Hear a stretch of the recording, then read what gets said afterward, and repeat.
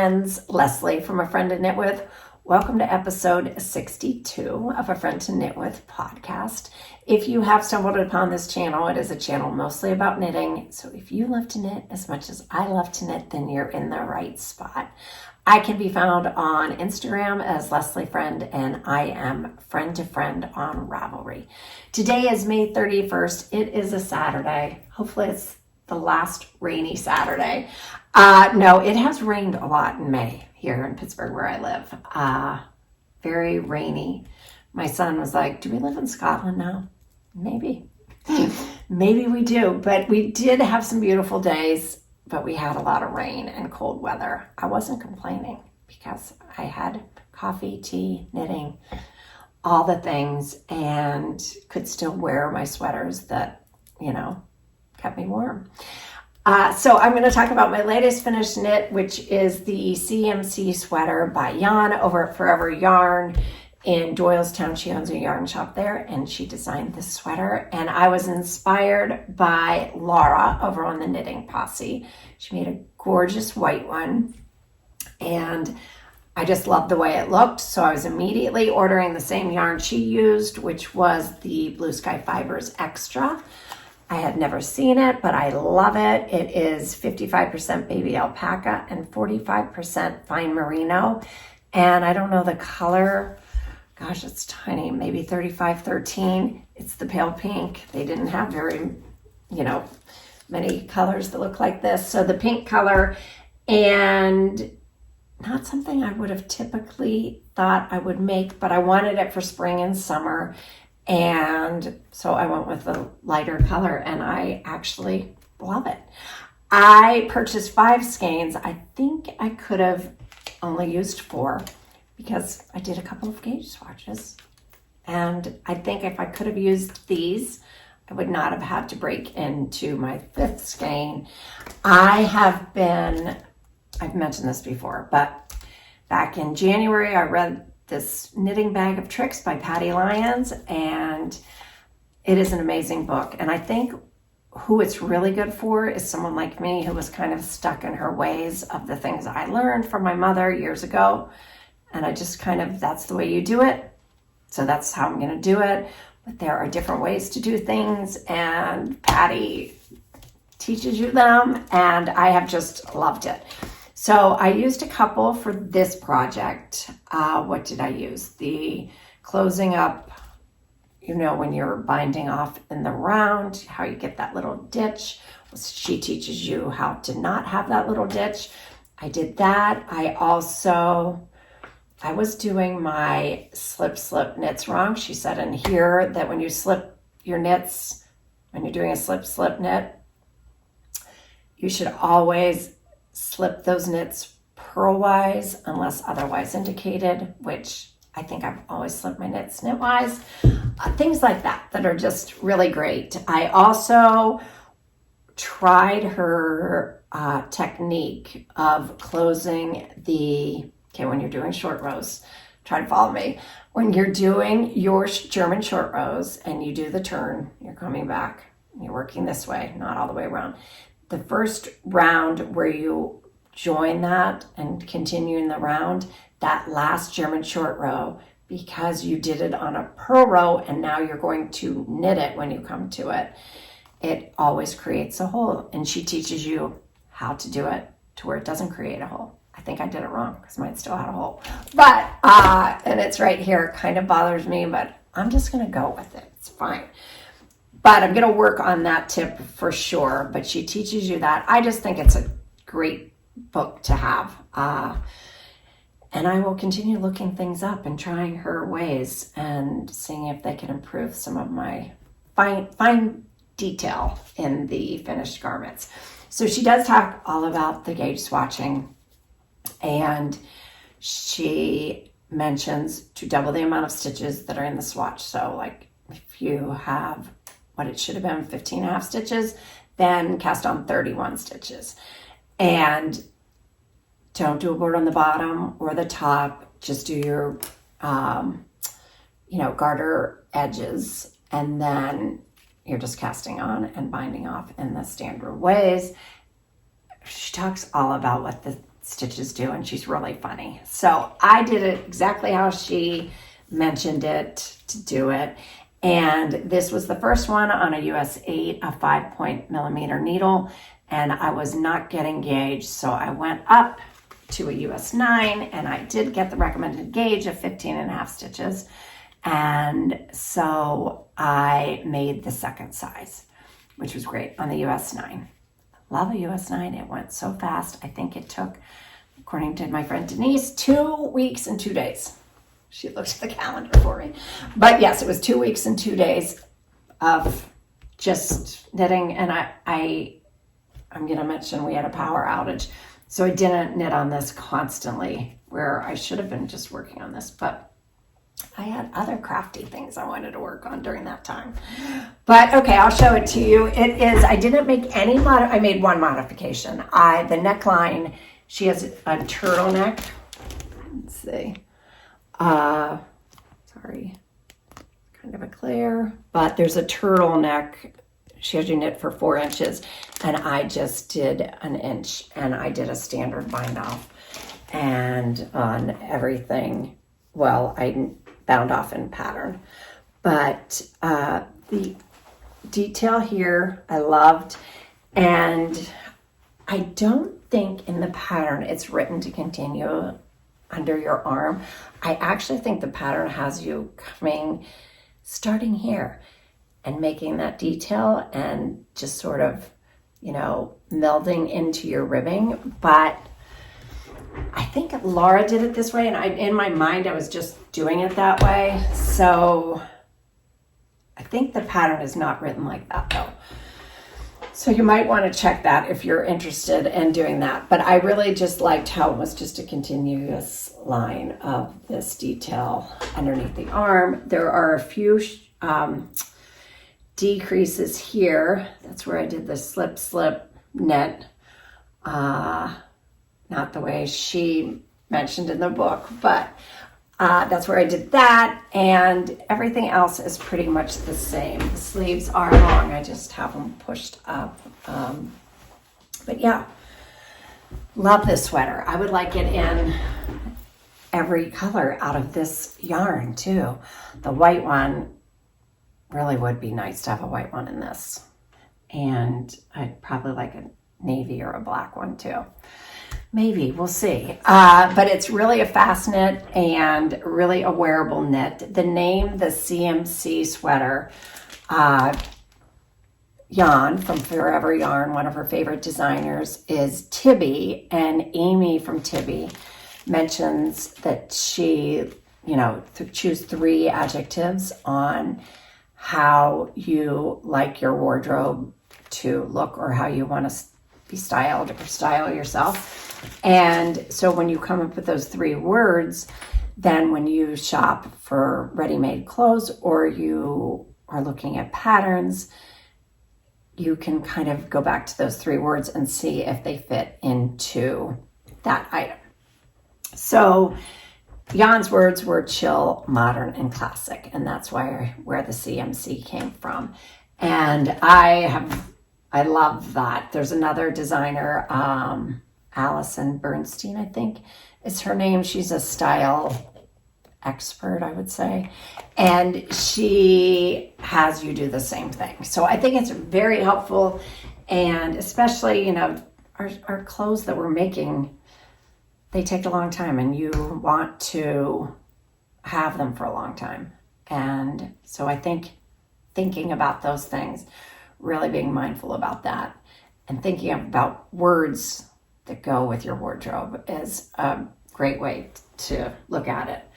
I have been for years trying to make sure I wear the things that I make instead of just like the new popular thing that everyone's making. And,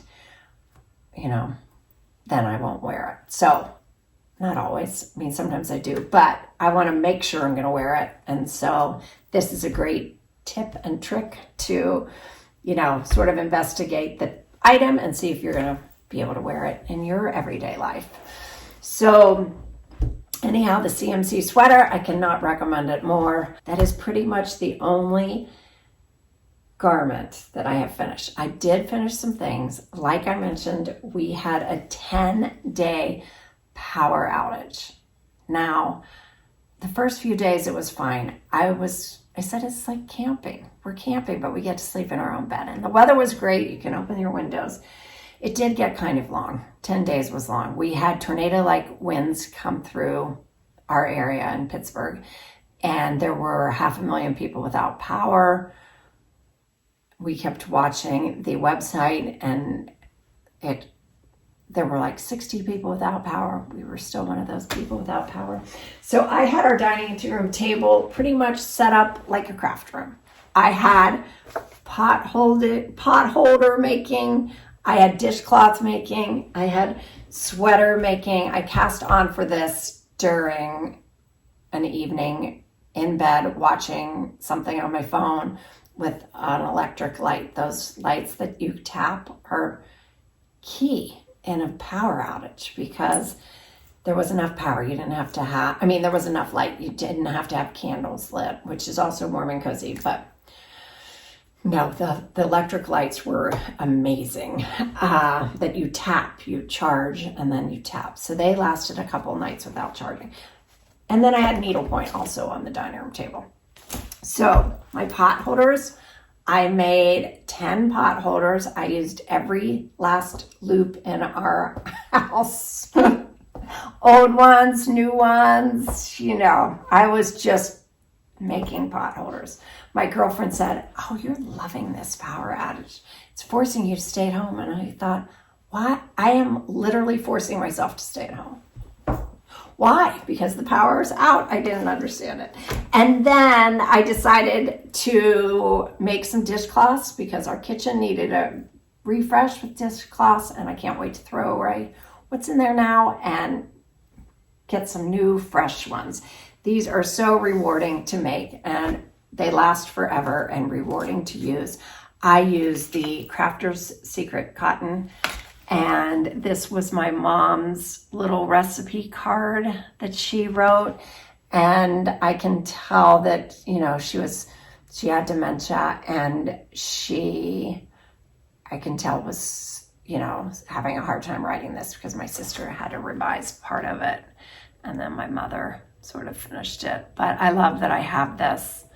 And my mom liked making these too. But honestly, you guys, they are the most rewarding. And out of one ball, this was $2.29. I saw it online though for $2.99. But you can get 2 washcloths, 2 dishcloths, and you have half a ball left. So 2 balls, you can get 5. Anyhow, I made those. Now that I showed you, I get to use them. And I finally finished my fish. I showed this last year, but this is a needlepoint fish, and it's a designer, Elizabeth Bradley, and I had 2 of them from 15 years ago. I'm not even kidding you. And my sister did one. I think I've showed hers before on here. I'll put some footage. Hers is amazing.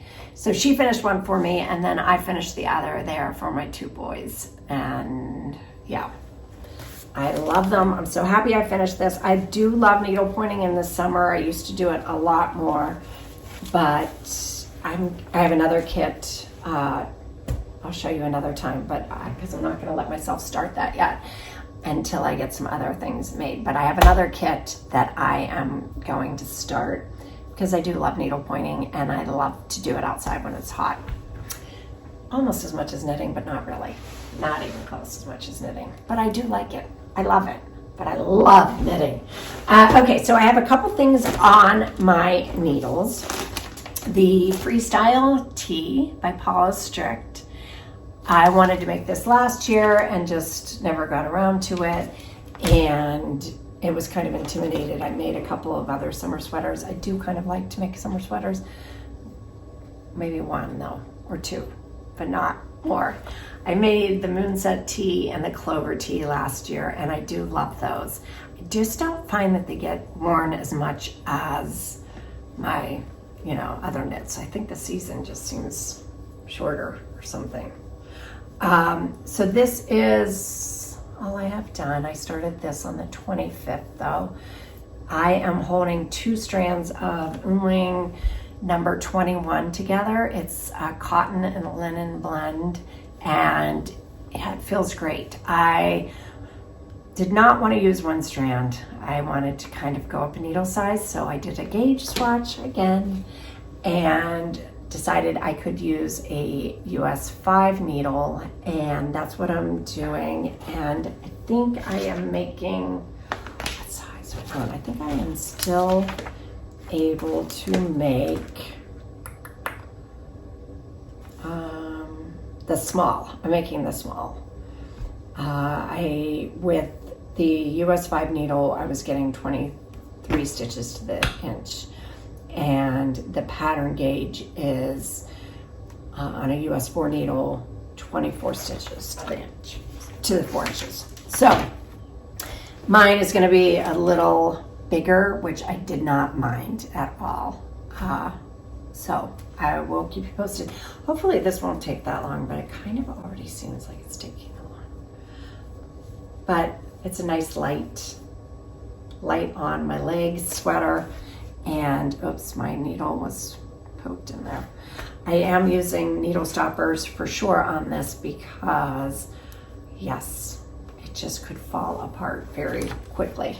So that's a Freestyle t-shirt or shirt. And the other thing I have on my needles is, let's see, it's kind of a combination of the Purl Soho half and half triangles wrap and Soho square kind of, but I did different numbers. And yes, so I just, where the stripes went on the Soho square, I kind of moved them around a little bit, but I did pin stripes and I just kept it all the same. The other half, I'm going to make it the solid that, or the main color, this raw sienna color, and then the red poppy is going to be the pinstripes. So those will be the 2 halves.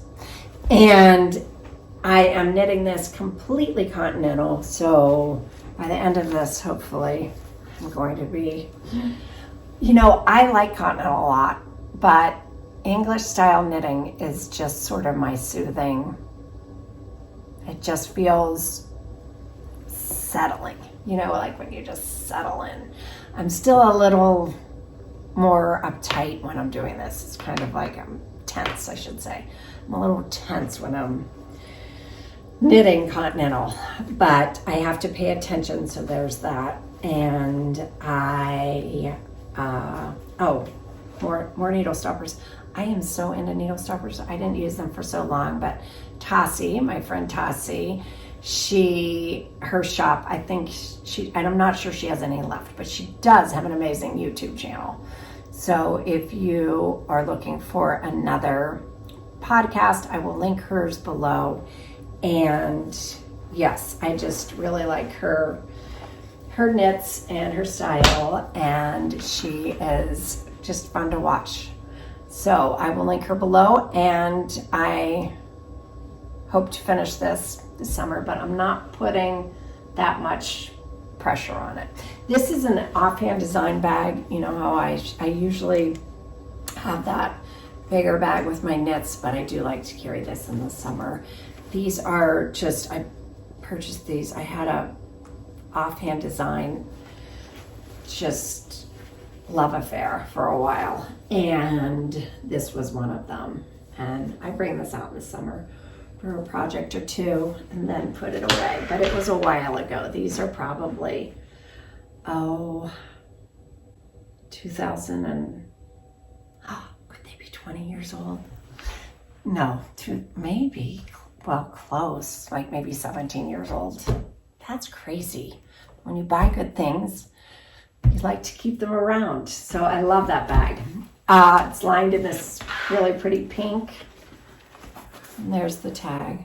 I wish she was still in business, but she is not. So, okay, those are the 2 things that I have on my needles that I'll be working on for most of June. I also, my neighbor down the street, Kim, she is also a knitter, and we're going to be making matching socks in June.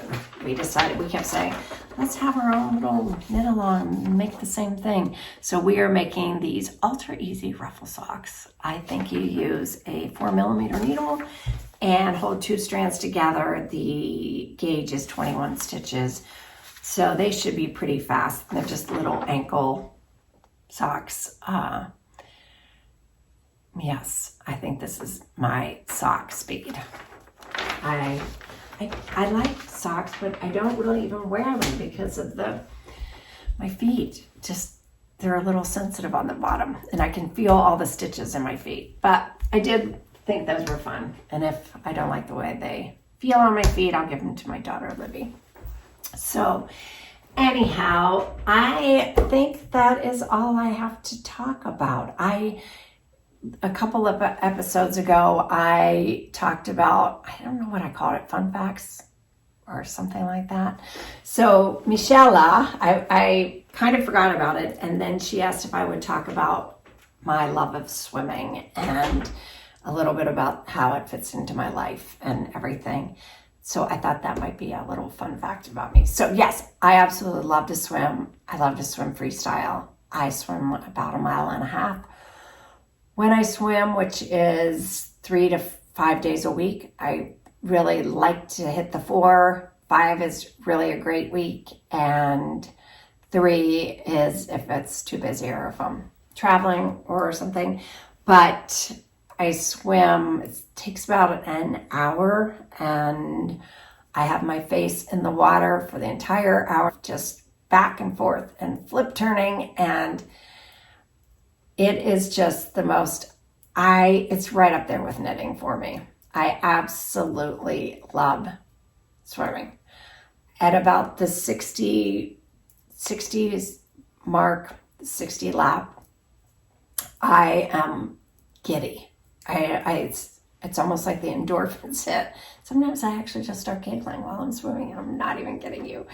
But it is just the most amazing feeling I get. I feel like the water is so healing. I feel like it's so meditative, just like knitting. I think that I don't get giddy when I'm knitting, but I have that same sort of like relaxed time while I'm doing it.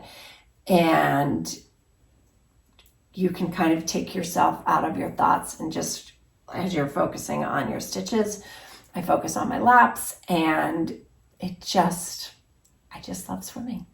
I just love it. I usually go at around 7:30 every morning. I swim inside in the winter, and then I swim outside in the summer. And swimming outside is, of course, my favorite. And doing your flip turns and seeing the sky and taking a breath and seeing the sky or the clouds or the trees blow. All of it is just, as you can tell, I love swimming. So if you maybe swam when you were little, honestly, if you ever feel like you want to try it again, I don't think that feeling went away. I loved it as a little girl, and I just love it now. There's nothing I can say about swimming that I just don't get out of it. It just sets my whole being, and it's just amazing. So thank you, Michelle, for the question, and I hope I answered it as unlike any other exercise to me. I used to like to run. I never had this feeling. I do love yoga. I haven't done yoga in a while. I used to love yoga, but ever since I found a pool to swim in the winter, I started doing it around the clock or around the calendar year. And yes, there are some days, I might add, that I am knitting and drinking coffee and it's snowing outside. And then I say, yeah, I'm not going to swim today. So it doesn't always trump my morning or take me away from my knitting, but sometimes. And then I just know I'm set up for a great day when I get to do it. So anyhow, I hope you get to find a pool this summer and play in the water or do whatever. I think being surrounded by water too is also a thing that I am always fascinated. It always enters my brain when I'm in the water. Is, oh my gosh, I'm surrounded by water. It's just very cool to me. I mean, it just is. I don't know. I don't have enough words to explain how much I love it. So anyhow, I hope that you love what you're working on and making something super, and I hope that your summer will be off to a great start, and I can't wait to see you again. If you love what you're working on, I would love to know what summer pattern you have found that you love, and I hope to be back here soon with a finished freestyle shirt. But until next time, guys, thanks so much for stopping by. Thanks for visiting, and I will see you very soon. All right, take care. Bye.